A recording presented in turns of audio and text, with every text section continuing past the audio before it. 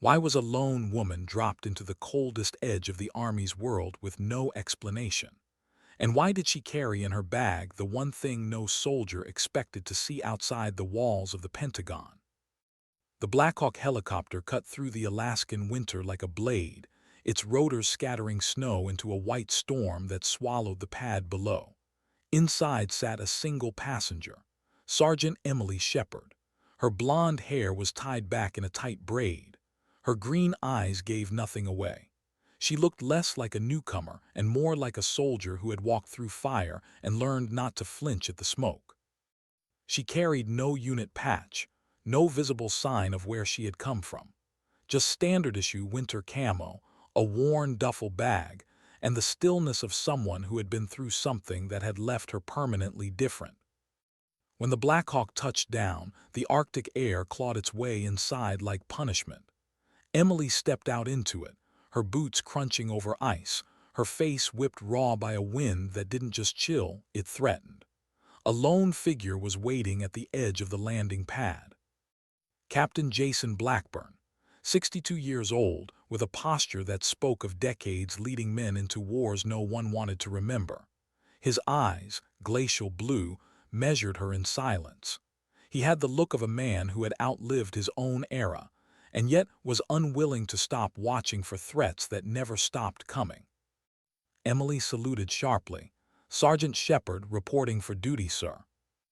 Blackburn studied her. He didn't return the salute immediately. Instead, he looked at her like a craftsman examining a weapon to see if it was real or imitation. Finally, he nodded. "Welcome to the edge of nowhere, Sergeant." He gestured for her to follow. The walk across the base was wordless at first. Utilitarian buildings, soldiers moving like shadows through the cold, their breaths hanging in the air. Richardson wasn't a showcase base. It wasn't designed for senators or foreign allies to tour and smile at. It was where the Army sent its hardest, most unforgiving training. A place where mistakes killed and excellence wasn't praised, it was expected. Blackburn finally spoke. "Your transfer papers arrived yesterday. Unusual timing." His voice was gravel, roughened by too many years of shouting commands in war zones. "Most of your file is redacted. Care to fill in the blanks?" Emily didn't look at him. "Just here to serve, sir." The answer was flat, non-committal, a wall where he had expected at least a window. Blackburn studied her again but didn't push. He'd seen her type before. Soldiers who carried ghosts. Soldiers with missions beyond what their orders said. The mess hall later that night buzzed the way such places always did in winter. Restless, noisy, with too many men in too small a space trying to forget how close death lingered outside in the cold. Emily entered quietly, tray in hand, and felt every pair of eyes flick toward her. New blood, female, no unit patch, alone. It didn't take long. A voice cut across the hall. "Hey, fresh meat." Corporal Cole Tucker, young, broad-shouldered, arrogant in the way only a man trying to impress others could be. He stepped closer, smirking, leaning into her space. "What are you, some Pentagon princess? No badges, no combat patches. You don't belong here." Emily ignored him, moving forward. The food on her tray was steam and starch and little else. But when she reached for her duffel bag, Tucker grabbed it before she could react. "Let's see what you're hiding," he announced loudly, the whole hall turning quiet. He yanked it open and dumped it across the floor. Clothes, toiletries, a worn paperback. And something else. It rolled out with a dull golden gleam, catching the fluorescent light, spinning slowly across the linoleum before coming to rest at his boots. A small, five-pointed star, hanging from a blue ribbon. The Medal of Honor. The hall went dead silent. 50 pairs of eyes stared as Tucker froze, his swagger collapsing in an instant. His face drained of color. He looked down at the medal, then up at her, as if trying to calculate whether this was real, whether this woman standing calm and unmoving in front of him was even possible. Emily didn't bend to pick it up. She didn't explain. She didn't defend. She simply stood, her eyes locked on it, as if it didn't even belong to her, as if it were something she had been cursed with rather than awarded. Finally, a gray-haired master sergeant in the corner stood. His steps echoed across the silent hall. He bent down, lifted the medal with both hands, and offered it to her with the kind of reverence soldiers reserve for things they will never touch in their own lives. "I believe this is yours, Sergeant," he said softly. Emily accepted it. She tucked it into her pocket, and then, in a voice quiet but sharp enough to carry across the entire hall, she said, "You should ask the 7 men who didn't make it back. They might disagree." She gathered her things, turned, and walked out. The silence she left behind wasn't just quiet, it was heavy. Tucker stood frozen, shame written across his face. The rest of the hall tried to breathe again, but the air seemed different now. Hushed, charged. No one knew who she was, but everyone knew she wasn't just another soldier. That night, Captain Blackburn sat in his office, staring at a file thick with black lines, Emily Shepard's record redacted into near nonsense. Only one part wasn't hidden. Afghanistan, Forward Operating Base Sandstone, 2019.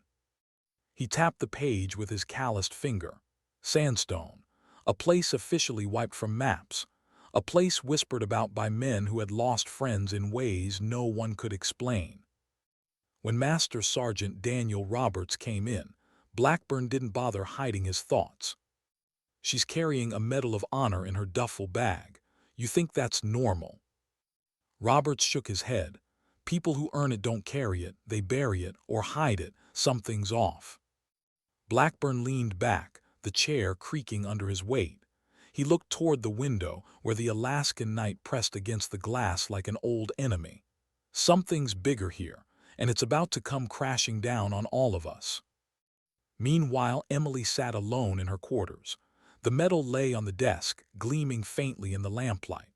She stared at it, her face carved in stillness, but her eyes burning with the names written in her small leather notebook. 7 named, 7 men, 7 promises. Outside, the wind screamed against the walls. And somewhere in that sound, she heard the mountain again. The place where the truth had been buried. The place where she had been left for dead. She whispered to herself, "Not forgotten." The medal lay in front of her, a symbol not of honor but of betrayal. And it would be the weapon she turned against them all. Why was a woman carrying the Medal of Honor suddenly placed in charge of a squad she had never met? And why did the base commander look at her as if she were a question he didn't want answered? The morning after the mess hall incident, whispers rippled through the barracks like wildfire. Some soldiers called her a fraud.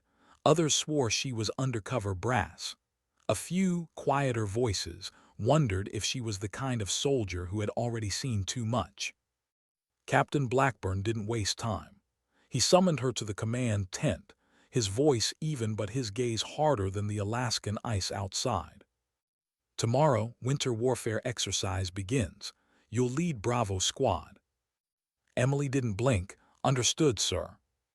Blackburn leaned forward over the map, his weathered finger tracing the ridgelines and valleys. "You'll move from the southeast. Reynolds will lead Charlie from the northwest. First team to secure the downed aircraft and extract wins." His eyes fixed on her. "This isn't about winning. It's about proving yourself, to me, to them, don't forget that." When she left the tent, she could feel eyes on her, Reynolds standing in the corner, arms crossed, jaw tight. At 40, his body carried the scars of Iraq and Afghanistan. He wasn't a man who tolerated strangers easily, let alone being outranked by one. Later in the equipment room, he stepped directly into her path. "I looked you up. No record of a Medal of Honor recipient named Emily Shepard. Not one." Emily kept checking her gear, silent. "So tell me, Sergeant," he pressed, lowering his voice. "You carrying stolen valor in your pocket, or are you the Pentagon's new pet project?" Her reply was steady, deliberate. "Is there something you need help with, Sergeant Reynolds?" His glare was sharp enough to cut steel. "Yeah, an explanation." Before she could respond, Blackburn's voice boomed through the room. "Squad leaders, briefing in 10. Reynolds stepped back, but not far. His whisper followed her out the door. "Whatever game you're playing, it won't end well. Not for you." The next dawn broke reluctantly, painting the Alaskan wilderness in bruised colors, lavender and gray, shadow and frost. Bravo Squad assembled at the southern perimeter. 8 soldiers in white camouflage, their faces hidden behind balaclavas, breath puffing in synchronized clouds. Emily stood at the front, her stripes the only visible mark of command. She checked their gear with the precision of someone who knew mistakes were paid for in blood. Private Ethan Miller, barely 19, his Oklahoma drawl cutting through the cold, shifted nervously. "Sergeant, the men say Charlie Squad's got the advantage. Reynolds knows this terrain better than anyone." Emily closed her compass with a snap. "Then we'll just have to be smarter." At 600, both squads moved out, Blackburn watching from the command center. Their GPS trackers glowed on the monitor like fireflies crawling across a digital map. For 3 hours, Bravo pushed north. Snow crunched beneath their boots, the wind whispering through branches bowed heavy with ice. Emily led them with an instinct that didn't come from manuals or simulations. She read the terrain like language, the slope of the ridge, the frozen bends of the river, the way the sun fought to pierce the storm. Then their radios hissed, not random static but a rhythm, too deliberate, too patterned. Emily raised her fist, halting the squad. She pulled her glove off, the cold biting her skin as she adjusted frequencies. The static shifted but did not fade. "This isn't weather," she murmured. "It's interference jamming." Corporal Jenkins, their comms specialist, frowned. "From where? Nobody else should be out here." Emily studied the snow, the silence between gusts, that old itch between her shoulder blades, the one that never lied. "From someone who doesn't want us talking," she said. The squad exchanged nervous glances. This was supposed to be an exercise, controlled, safe by Army standards. Emily's voice hardened. "We go dark, no radios, no GPS. Navigate the old way, ridge, valley, sun.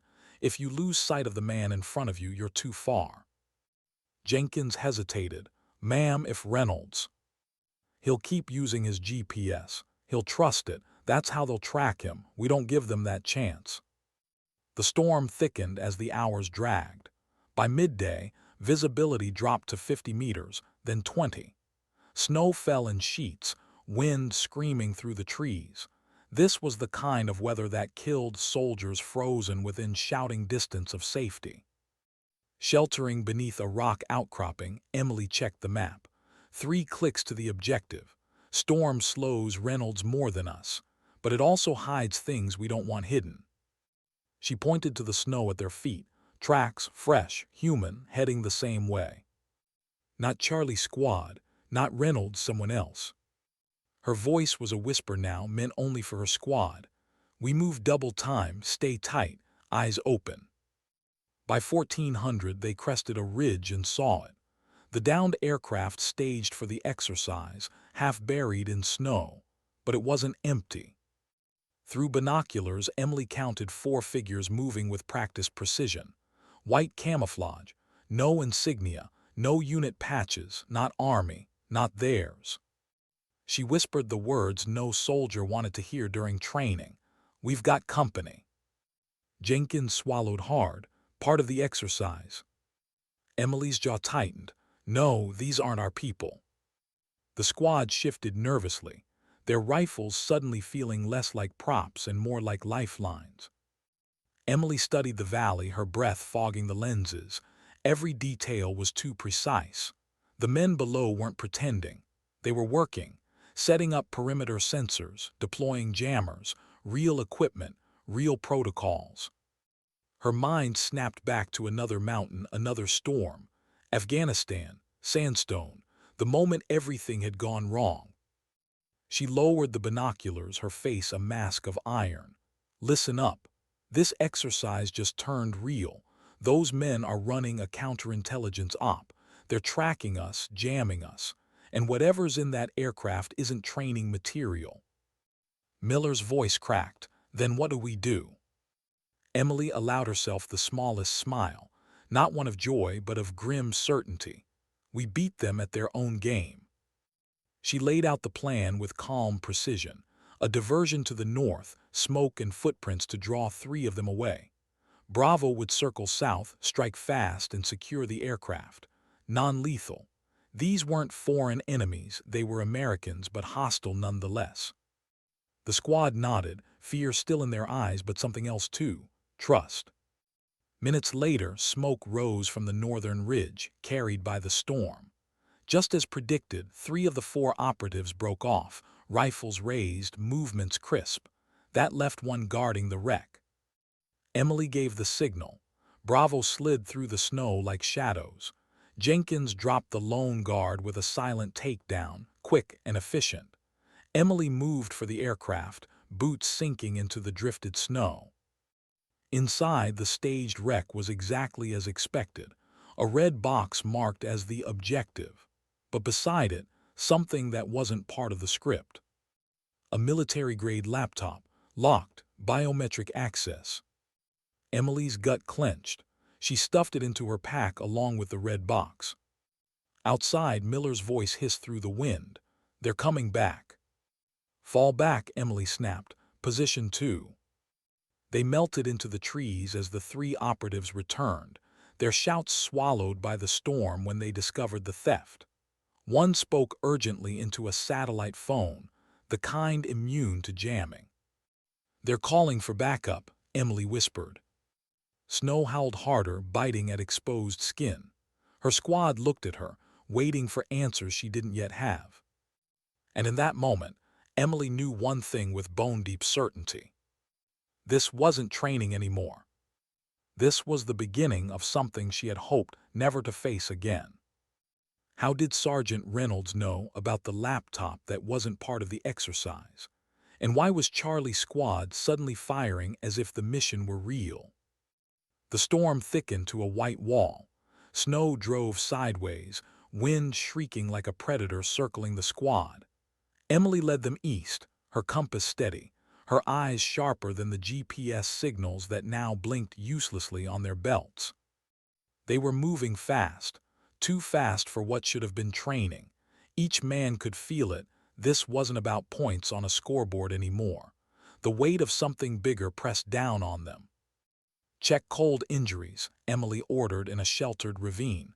"Hydrate, 5 minutes, then we move." Private Miller crouched beside her, his young eyes searching hers for reassurance. "Sergeant, who were they at the aircraft?" Emily stared into the snow, her breath fogging the air. Not part of the exercise, not base personnel, the kind of men who erase things and people. Miller swallowed hard. "So what's on that laptop?" Emily looked at her pack. She could almost feel the heat of it against her back, the secrets it carried. "Evidence," she said softly, "or bait." Before she could say more, a rifle cracked. Snow exploded from a tree trunk inches from her head. "Down," she barked, dragging Miller to the ground. Gunfire erupted. Training rounds, blue-tipped, but fired with the intent to break bones, blind or worse. Through the storm, dark figures advanced in staggered assault lines. Charlie's squad. Reynolds at their front, his balaclava frosted, his voice cutting through the gunfire. "Surrender the package and the laptop, Shepard, now." Her squad's return fire was disciplined but confused.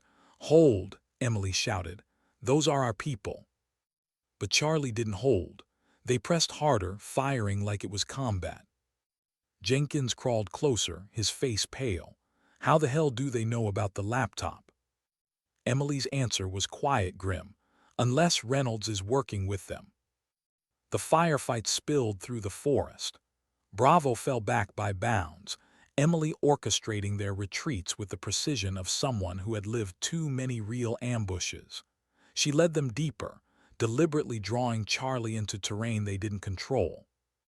Finally, they reached a frozen stream bed, a natural choke point. Emily positioned her squad in silence, their breath clouds rising and vanishing in the storm. Charlie's squad appeared minutes later, bunched up by the terrain. Emily gave the signal. Bravo's ambush erupted like thunder. Training rounds peppered Charlie's men from every side, their sensors registering kills. Within minutes, half of Reynolds's squad was down, their gear flashing defeat codes. But Reynolds himself pushed through, weapon locked on Emily. He broke into the open, his eyes burning behind his goggles. "It was you at Sandstone," he snarled, "the one who survived." Emily's rifle never wavered, centered on his chest. "And you're the one who helped bury it. What did they offer you, Reynolds? Promotion, or just survival?" His laugh was harsh, broken. "You think you understand. This goes all the way to the top. They gave you that medal to shut you up, to make you a symbol. When that didn't work, they sent you here, where accidents happen." The wind howled between them, snow whipping like a veil of ghosts. "I'm not here to be controlled," Emily said. "I'm here for the truth, for the 7 men who died on that mountain." Reynolds's finger tightened on the trigger. "You won't survive long enough." But before he could fire, a shot cracked from the tree line. Reynolds jerked, his rifle tumbling from his hands as blood darkened his shoulder. Emily spun toward the source and saw Captain Blackburn, rifle raised, flanked by a dozen armed soldiers in full winter combat gear. The quick reaction force. "Stand down," Blackburn's voice cut through the storm. "Exercise terminated." Charlie's remaining men froze, caught between defiance and confusion. Bravo's squad lowered their weapons, exhaustion and adrenaline shaking their limbs. The QRF moved in, securing weapons, tending to Reynolds as he bled into the snow. Blackburn strode into the clearing, his face hard, his eyes locked on Emily. "You've got a lot of explaining to do, Sergeant Shepard." Emily's reply was steady. She reached into her pack, pulled out the laptop and held it out to him. "So do a lot of other people, sir." Hours later, the base hospital was warm against the memory of the storm. Emily sat on an exam table, blanket wrapped around her shoulders, as a medic checked her hands for frostbite. Blackburn entered, his presence filling the room even before the door shut. "Reynolds is in surgery," he said. "He'll live, his career won't. The 4 men you encountered at the crash site vanished before we could get them, and the laptop you risked everything for, blank, wiped remotely the second we tried to open it." Emily didn't flinch. "They're thorough, always have been." Blackburn leaned against the wall, arms crossed. "What exactly is they, Sergeant? Because I just spent hours on secure lines to the Pentagon, and nobody admits to knowing anything. Not about unauthorized operatives, not about Sandstone. Nothing." Emily's green eyes lifted to meet his. For the first time, she let the wall crack. Her voice was low but sharp with memory. "Fob Sandstone, 2019. Officially, we were training Afghan forces. Unofficially, we were guarding a black site research facility. We were told it was counterterrorism tech. What we found was human experimentation, biological weapons. Some of the prisoners were American." Blackburn's face tightened, his knuckles whitening on his forearms. "We documented everything," she continued. "Planned to report it, but before we could, our comms were jammed, just like today. We were ambushed. 7 men died. I was wounded, left for dead. When I woke up, I was in Germany, being told I was a hero, being handed a Medal of Honor for a mission that never happened." Silence filled the room, broken only by the hum of the hospital lights. "They gave me that medal to control me," Emily said, her voice steady now. "To turn me into a story, not a witness. But I didn't forget, and I didn't forgive." Blackburn studied her for a long moment. The storm outside had passed, but the one between them had only begun. "You're playing a dangerous game, Sergeant," he said finally. Her answer came like steel. "Not a game, sir, a mission." And in the dim light of that hospital room, it was clear. The war for truth had just begun. Why would someone give her the nation's highest honor, only to use it as a muzzle. And why was her old commanding officer, the man who pinned it on her chest, now sending warnings from the shadows? The Alaskan night had cleared, stars hard and cold above Fort Richardson. In the hospital's small recovery room, Emily sat alone, the Medal of Honor turning slowly between her fingers. The gold caught the fluorescent light, fractured it into shards that cut across the walls. She hadn't asked for it, she hadn't earned it, not the way the citation claimed. 7 men were gone, their bodies buried in silence, their sacrifice rewritten as an accident. A knock at the door pulled her back.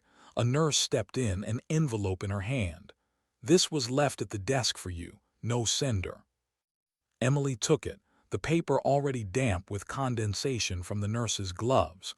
She broke the seal. 7 words, scrawled in the firm, unmistakable hand of a man she had once saluted without hesitation. "You were never supposed to come back." Her throat tightened. She didn't need to read the signature, there was none. She knew, Colonel Walter Harrington, her former commanding officer, the man who had nominated her for the medal, the man who had left her bleeding on a mountain. She slid the note across the table to Blackburn when he arrived. He read it twice, his weathered face stiffening. "Harrington." Emily nodded. He knew, he ordered it, he's still pulling strings. Blackburn leaned back, the chair creaking under his weight. "He's retired, officially. Works for Meridian Defense Solutions now. Big contractor, black projects, unconventional warfare. They've had their hands in every conflict zone since Desert Storm." Emily's laugh was sharp, bitter. "Officially, everything about him is official, on paper. But men like Harrington don't retire, they just change uniforms." Blackburn rubbed a hand over his jaw, the stubble rasping against his palm. "You understand what you're asking me to believe? That our own command structure ran a bioweapons program on U.S. prisoners? That they killed your men to bury it?" "I'm not asking you to believe," Emily said. Her voice was flat, but her eyes burned.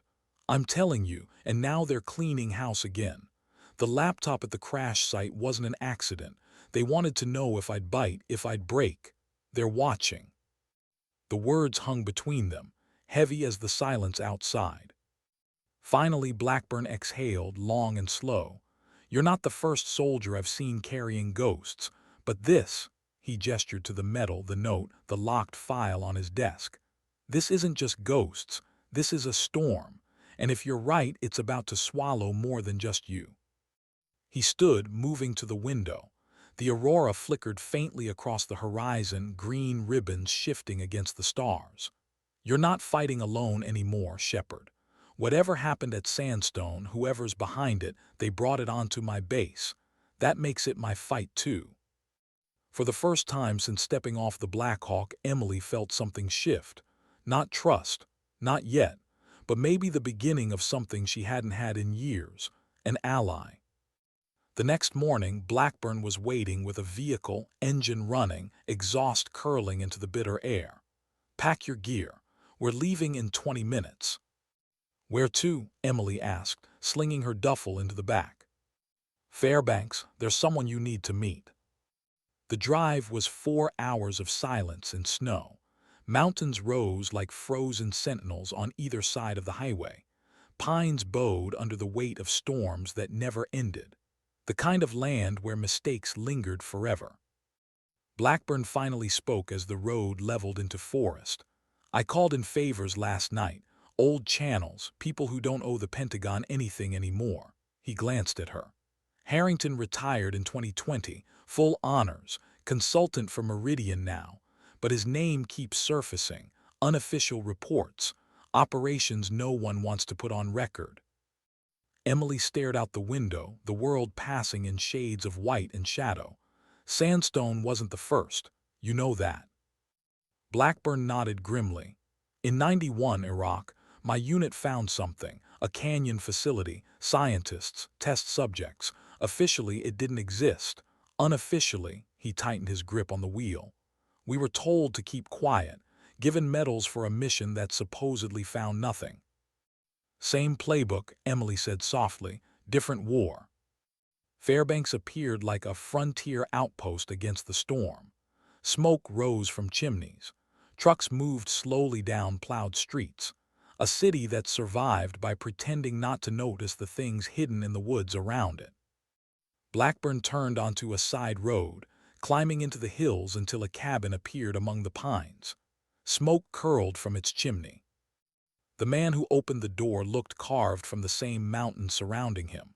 Frank Morrison, 72, retired Green Beret. His shotgun rested casually in the crook of his arm. His eyes, glacial blue, took in Emily in one measured sweep. "This her?" he asked Blackburn. "Sergeant Emily Shepard," Blackburn said. "The one I told you about." Morrison stepped aside. "Better come in, storm's moving in fast." Inside, the fire crackled. Books lined the walls, military history, wilderness survival, philosophy, but Emily's eyes caught on the photographs. Dozens of soldiers, young and old, their faces frozen in time. Vietnam, Iraq, Afghanistan, some smiling, some weary, most dead. "Ghosts," Morrison said quietly, following her gaze. "Men the army forgot, men I don't." They sat near the fire. Morrison placed a worn leather journal on the table, its pages thick with maps and notes in precise script. "Blackburn says you lost men at Sandstone. 7. In 91 we lost 5. Iraq. A canyon facility 30 miles from the Kuwaiti border. No flags, no insignia, just scientists and prisoners." Emily leaned forward, her hands tightening on her knees. "Biological." Morrison nodded slowly. "We thought chemical at first, until we saw the symptoms. Not conventional, not random, targeted. They called it the Phoenix Protocol." The words hit her like a fist. She reached for her own notebook, flipping to a page where the same phrase was underlined twice. Sandstone, Phoenix Protocol, the same thread tying her nightmare to theirs. "They've been running it for decades," she whispered. Blackburn's voice was harsh, and Harrington's name. Morrison pulled a photograph from a folder, the edges yellowed with time. A group of men in desert camouflage standing in front of a tent. One face circled in red. A young officer, sharp, ambitious, destined for rank. "Walter Harrington," Morrison said. "Taken 2 days before the canyon was leveled by an airstrike. Officially, he was stationed hundreds of miles away. Unofficially," he tapped the circled face, "he was there." Emily stared at the photo, her pulse pounding in her ears. The same man who had pinned a medal on her chest. The same man who had signed her citation. The same man who had left her squad to die. "He's the connective tissue," she said. Her voice was low but certain. "Iraq, Afghanistan, 30 years of the same program, the same lies. And every time he walks away promoted, honored, untouchable." Blackburn's hand tightened on the arm of his chair. "Then the question is, who's above him?"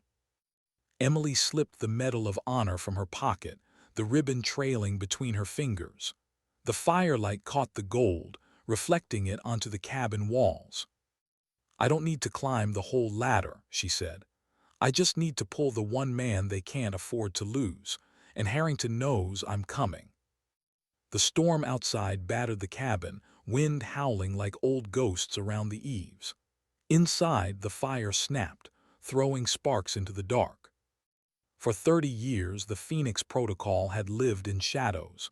But for the first time, Emily Shepard wasn't just remembering. She was preparing. And this time, she wasn't alone. Why did the note from Harrington arrive now, after years of silence? And why were whispers of a word, Keystone, suddenly echoing from the mouths of survivors scattered across the country?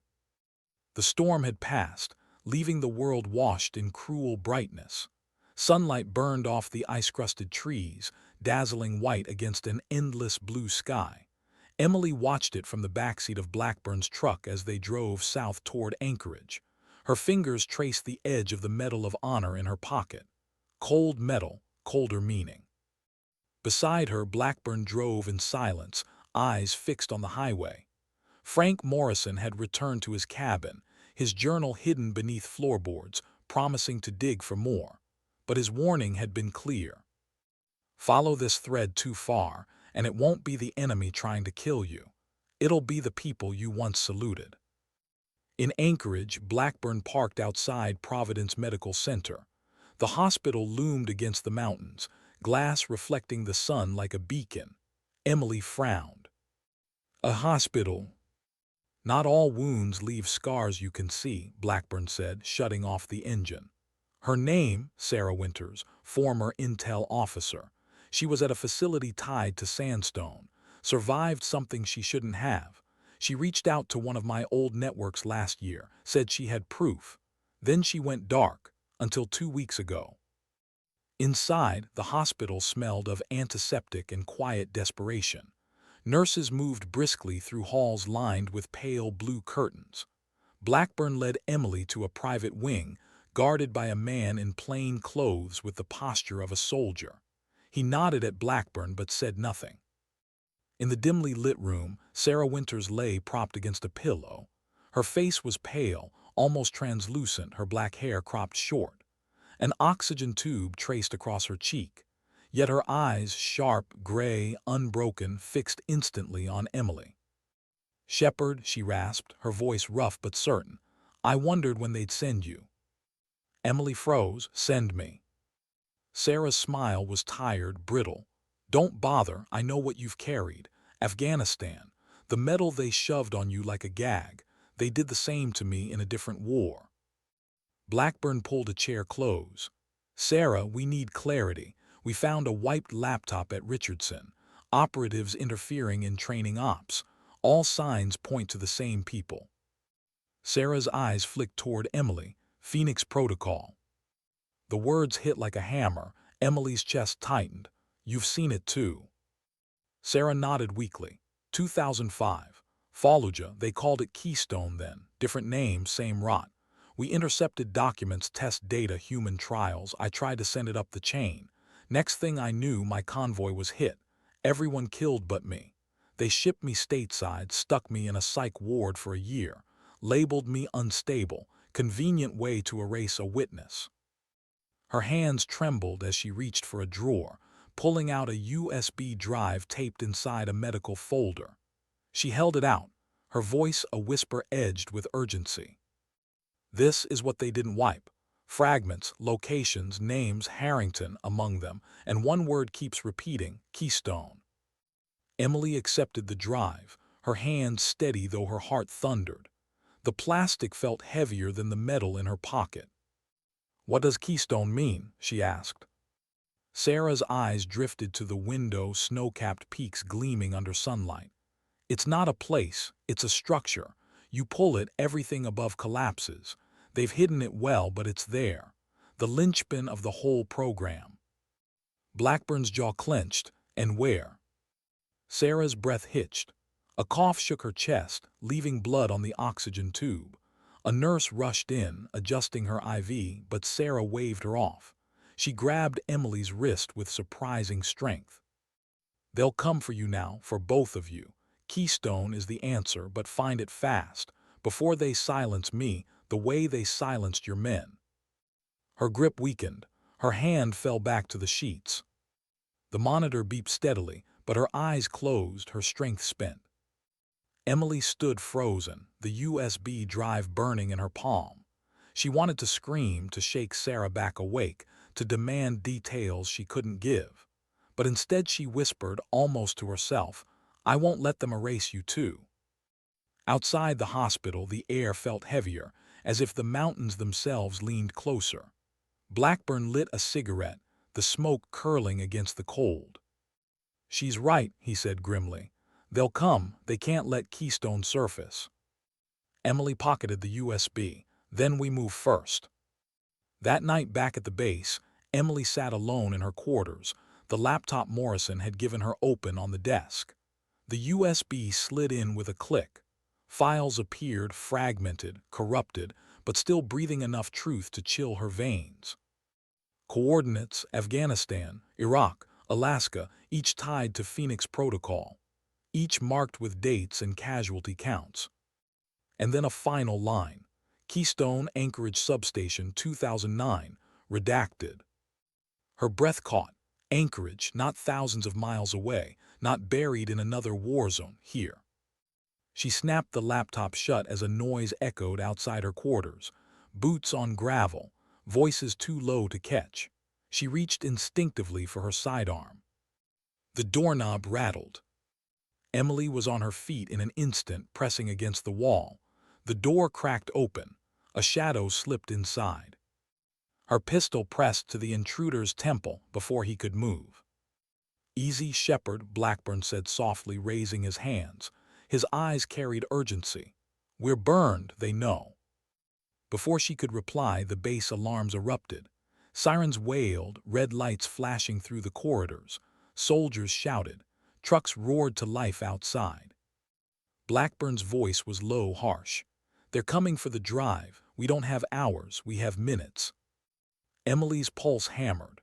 She looked down at the metal on her desk, its star gleaming faintly in the crimson light. She shoved it into her pocket beside the USB, her jaw set. "Then we finish this," she said. And in the chaos outside, alarms, shouting, boots pounding, Emily Shepherd stepped back into the storm. Why would the army turn its own base into a trap? And why did it feel like every siren, every red light, was meant not to warn them, but to cage them? The alarms screamed across Fort Richardson, their shrill cry cutting through the frozen night.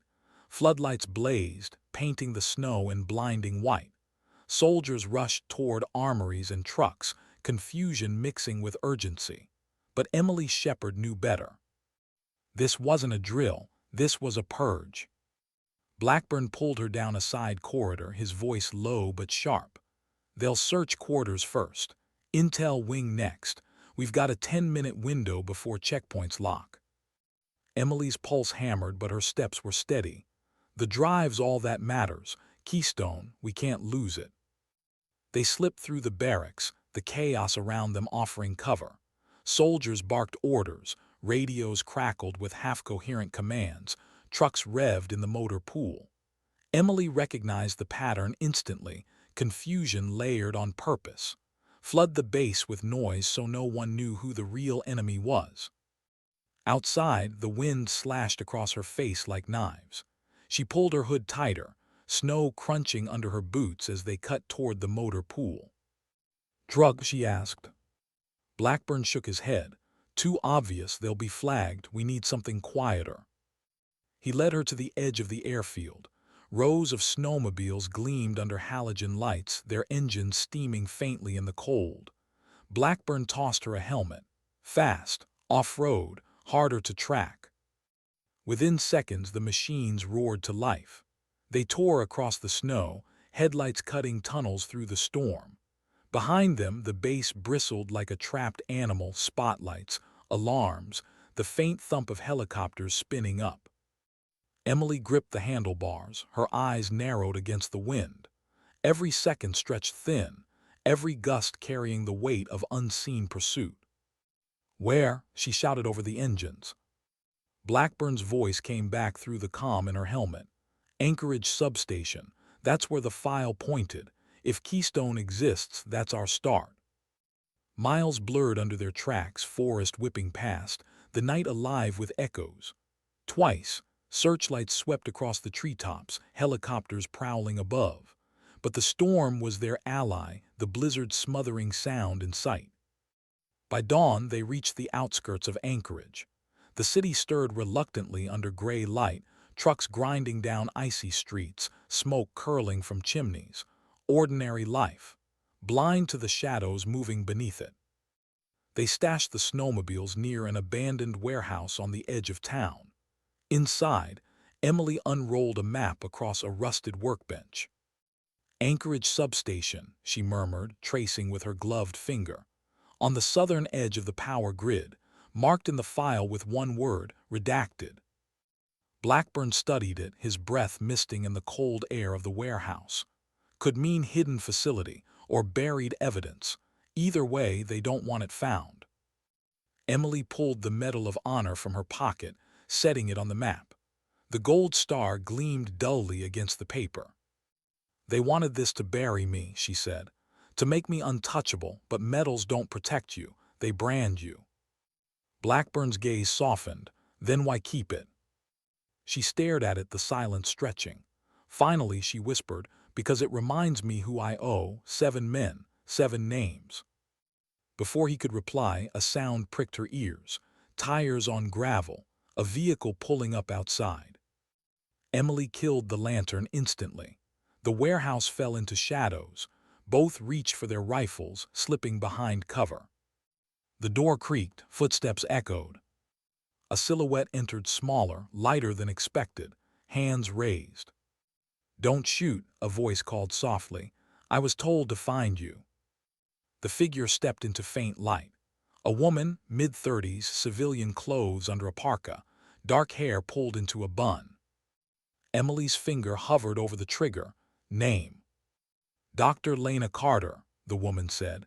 "I used to work at the Anchorage substation, before it wasn't a substation anymore."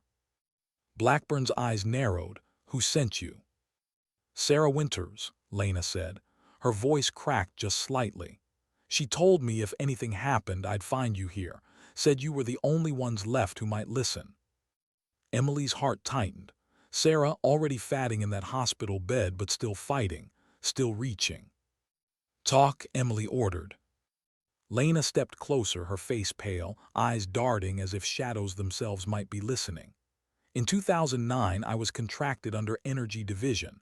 But it wasn't energy, it was storage, biological, samples, test results, weapons prototypes, all under the codename Keystone. They said it was defensive research, but I saw the trials, human subjects, mostly prisoners, some not." Her voice broke. She swallowed hard, forcing herself on. "One night everything was packed into underground vaults. We were told it was routine. Next morning half my colleagues were gone, resigned, transferred, vanished, and the records wiped clean." Emily's voice was low, steady. "And Harrington?" Lena's eyes met hers, haunted. "He visited twice, walked the floors like he owned them. He called Keystone the backbone, said without it Phoenix would collapse." The word backbone struck Emily like a bell. Keystone, the stone that holds the arch. Remove it, everything falls. Blackburn exhaled slowly. "So it's here still, beneath the substation."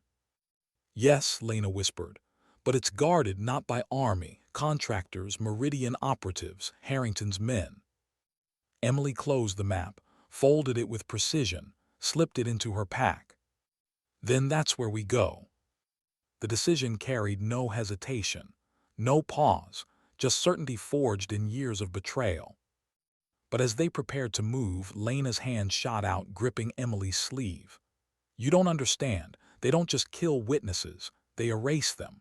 Files, photos, records. When you're gone, it's as if you never lived." Emily looked down at her, green eyes hard but quiet. "Then I'll make sure they remember."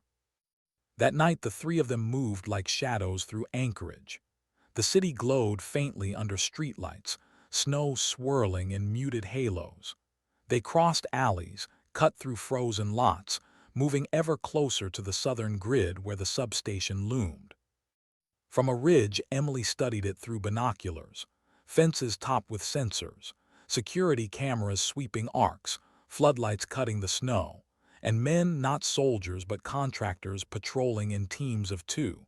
Their gear too sharp, their movements too disciplined. Blackburn crouched beside her, tight security for a power station. Lena's whisper trembled, "Because it's not power, it's Keystone." Emily lowered the binoculars, her face set, her voice no louder than the wind. "Then tomorrow night we go inside." The cold pressed heavier around them. The substation glowed in the distance, a fortress in plain sight. And in that moment, Emily knew. The next move would decide not just her survival, but whether the truth lived or died with her. Why did the substation look more like a fortress than a piece of the city's power grid? And why did the guards outside move like soldiers trained to erase, not protect? The night pressed cold and hard around them. From the ridge, Emily studied the facility through her binoculars one last time. High fences shimmered with sensors, cameras swept arcs in perfect rhythm, and men in tactical gear paced the perimeter with rifles slung low but ready. "Not army," Blackburn murmured. His breath fogged the air. "Meridian contractors, Harrington's people." Emily nodded, her braids stiff with frost beneath her hood. "Then we treat them like what they are, obstacles."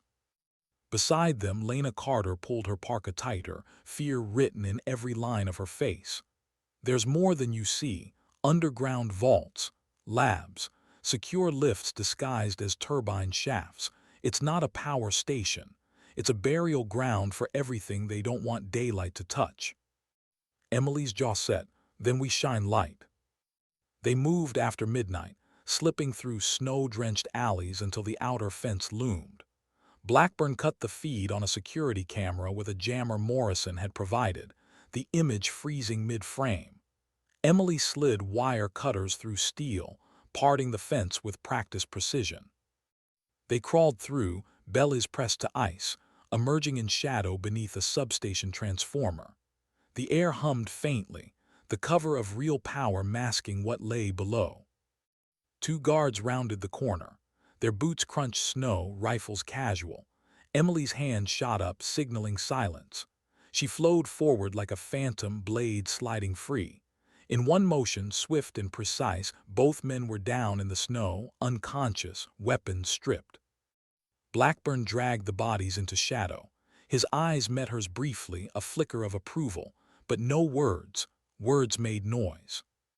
Inside, Lena guided them to a disguised service door. Her keycard trembled slightly in her gloved hand, but the lock clicked green. The hallway beyond was sterile, metallic. Fluorescent lights buzzed. The hum of servers vibrated through the floor. It didn't feel like a substation. It felt like a bunker. "Downstairs," Lena whispered, "2 levels." They descended, footsteps muffled against steel grating. Cameras dotted the corners. Emily timed the sweeps, moving only in the blind spots. At the second sublevel, Lena paused before a reinforced door. A retinal scanner glowed faintly beside it. Emily's stomach knotted. "You said you worked here. Can you get us in?" Lena swallowed. "Not anymore, but maybe." She pressed her eye to the scanner. Red light flickered, a pause that felt like an eternity. Then a soft chime, green. The door hissed open. They stepped into a vault colder than the world outside. Rows of sealed containers stretched endlessly, stacked on shelves like coffins. Freezer units hummed, condensation curling off steel edges. Labels encoded alphanumerics. Emily's breath caught. It wasn't power, it was storage. Blackburn pulled a file from a shelf, his weathered hands trembling as he opened it. Inside, photographs, medical charts, human subjects with hollow eyes, restraints biting into their arms, notes written in precise military shorthand, phase III trials, mortality 68%, transfer to sandstone. He shoved it back onto the shelf, his face carved in disgust. "Dear God." Emily moved deeper. Her eyes scanned labels until one stopped her cold. Sandstone/2019/Shepherd. Her hand hovered before pulling the folder free. Inside, her squad. Photos of each man. Charts listing their names, numbers, results. Her own photo, grainy, taken while unconscious on a stretcher. She froze. Every breath became razor-sharp. They hadn't just buried sandstone. They had archived it, cataloged it, as if her men's deaths were not tragedy but data. Her voice broke in a whisper. They turned them into case studies. Lena's hand covered her mouth, tears brimming. Blackburn's face was thunder. Then another voice cut through the silence, smooth, confident. "I was wondering when you'd finally come home, Shepherd." They spun, rifles up. From the far end of the vault, a man stepped out of shadow. Colonel Walter Harrington. Older now, silver hair combed neatly, suit beneath his parka. His eyes gleamed with the calm of a man who had been expecting this moment. "Put it down," he said softly, gesturing to her rifle. "This isn't a fight you win with bullets."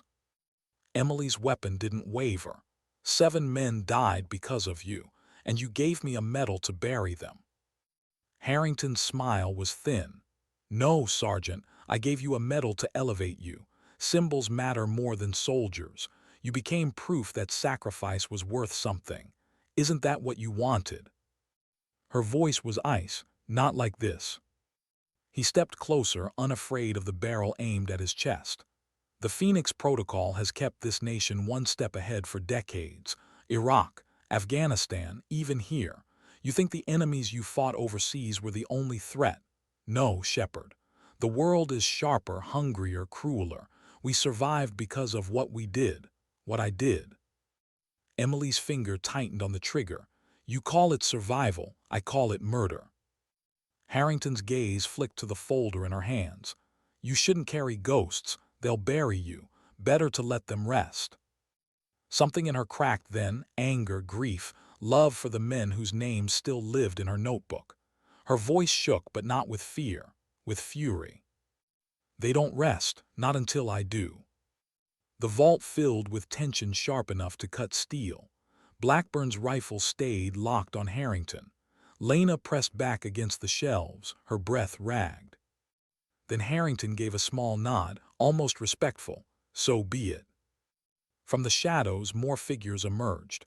Meridian operatives, rifles raised, faces masked. At least a dozen. They had been waiting all along. Emily's eyes swept the room. Outnumbered, outgunned, trapped in the belly of the beast. She glanced at Blackburn. He gave the slightest nod. No surrender. Her voice cut through the vault, steady and clear. Then come and finish what you started. The operatives stepped forward, safeties clicked off. And in that frozen second before violence erupted, Emily Shepard realized the truth. This wasn't just about exposing Keystone. It was about surviving it. Why did the Medal of Honor feel heavier than any rifle? And why did Emily Shepard realize in that frozen vault that her fight was never just about survival? It was about dignity. The vault thrummed with silence before the storm. Harrington's operatives fanned out, rifles raised, their breath misting in the cold air. Harrington himself stood calm, hands folded behind his back, as if this were a chess match he had already won.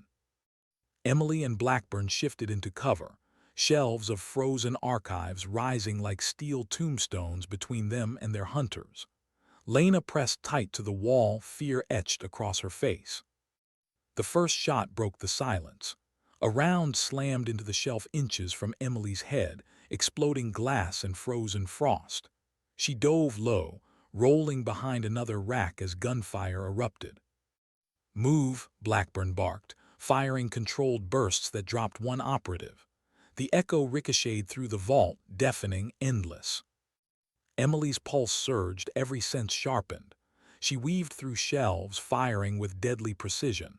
2 more men fell, but there were too many, pressing hard, disciplined, relentless. A grenade clattered across the floor. Emily grabbed Lena, dragging her into cover as the blast tore a freezer unit apart, shards of steel raining like knives. Smoke filled the vault, thick and acrid. Shadows flickered. Every cough, every scrape of boots became both warning and target. Through the chaos, Harrington's voice carried calm, almost tender. You don't understand, Shepard. Every war has its monsters. We chose to use them, not be consumed by them. Emily's reply cut through the smoke, her voice raw. You didn't use monsters, you became them. She broke cover, sprinting across open ground, rifle barking. One operative fell. Another staggered. But pain flared across her side as a round tore through her parka, heat blooming with blood. She stumbled but stayed upright, teeth clenched against the agony. Blackburn pulled her behind a shelf, his face tight. You're hit. She shoved him back, reloading with shaking hands. Doesn't matter, he doesn't walk out. The fight raged on. Lena, trembling but resolute, grabbed a fallen operative's rifle and fired wildly, her shots buying precious seconds. Blackburn moved with the ferocity of a man 30 years younger, cutting down enemies with cold precision. And then silence. Smoke drifted, settling. Operatives sprawled across the floor, groaning or still. Only Harrington remained, standing untouched in the center of the vault, a pistol steady in his hand. Emily limped forward, rifle raised, blood trailing behind her. "It ends," she said. Harrington's smile was faint, almost pitying. "You think killing me changes anything? Phoenix isn't a man, it's a design. You strike one stone, another rises, that metal in your pocket, proof. They built you into their narrative without asking. You're already part of them." Her breath shuddered. The words cut deeper than the wound.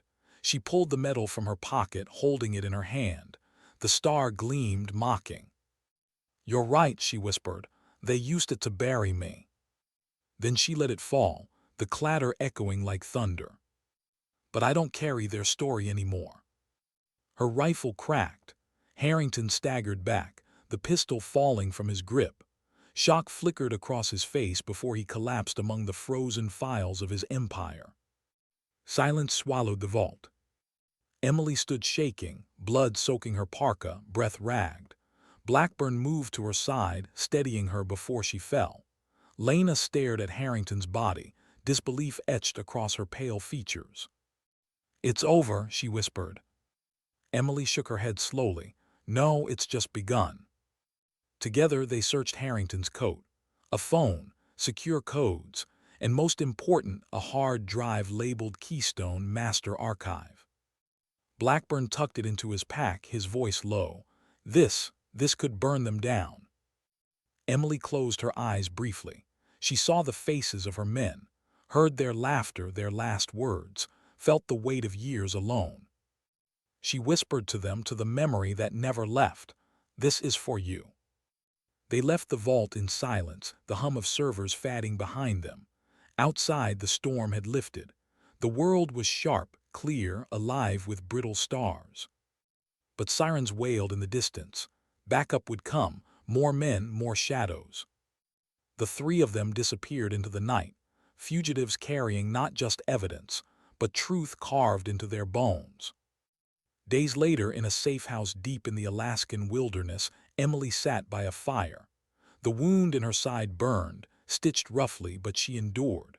Blackburn worked at a laptop, files from Harrington's drive spilling across the screen, photos, documents, contracts, proof undeniable. Lena whispered as she read them, voice breaking. "Names, locations, experiments, if this gets out." Emily finished for her. "It collapses everything." Blackburn looked at her across the fire. "You understand what happens when this leaks. Careers, institutions, maybe even governments. They'll call you a traitor before they call you a hero." Emily stared into the flames. They danced like ghosts, flickering shapes she half recognized. "I don't need to be either," she said softly. "I just need them remembered." Silence settled, heavy, sacred. The fire cracked, the hard drive hummed, the night stretched endless. And somewhere in the shadows of that cabin, 7 names lived again. Because sometimes dignity doesn't speak. It simply acts.